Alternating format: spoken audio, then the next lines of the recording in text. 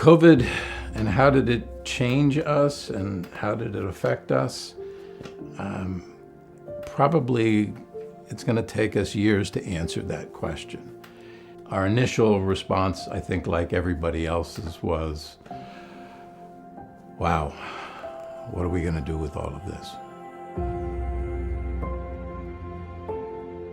Hospice care at St. Luke's, primarily it is about providing care to people at the end stage of their life. But it's not really about death.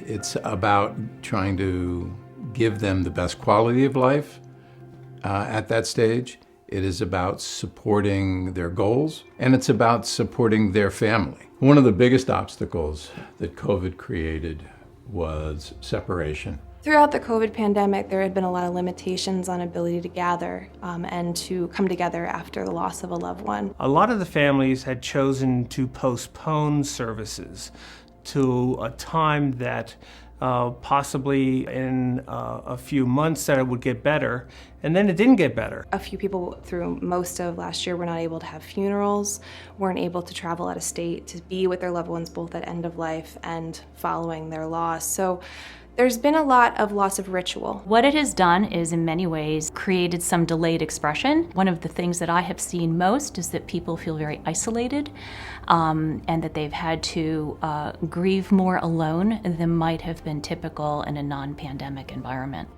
Looking at COVID and what kinds of adjustments we would need to make, we really needed to look at multiple layers. We did allow visitation. It was limited to 2 people. More of what we had to do was to do things virtually.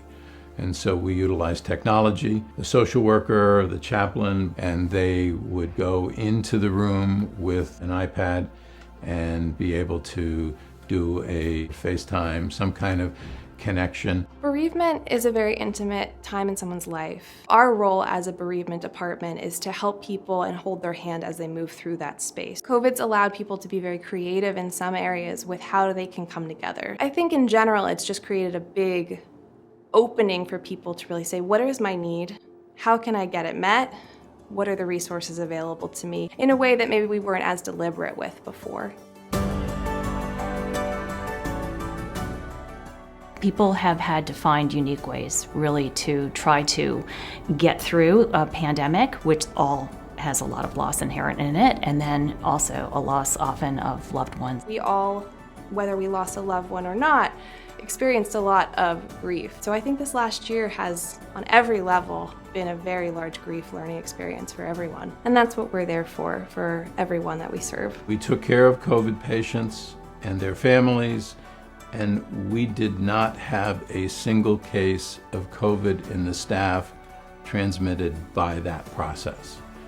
I think that's a real reflection on how the whole team came together. St. Luke's Hospice is more than a hospice. They care about people, they care about the community. And if you need them and you need their resources, they're there for you. We didn't give up the pieces that were important. If somebody needed sacrament of the sick, if somebody needed prayer, if somebody needed connection with their family electronically, okay, that's what we do. Let's gear up, let's do the things that we need to do safely, but do them. And everybody stepped up, and I'm really proud to be able to sort of look back and say, yeah, that was really hard, but we did what we needed to do.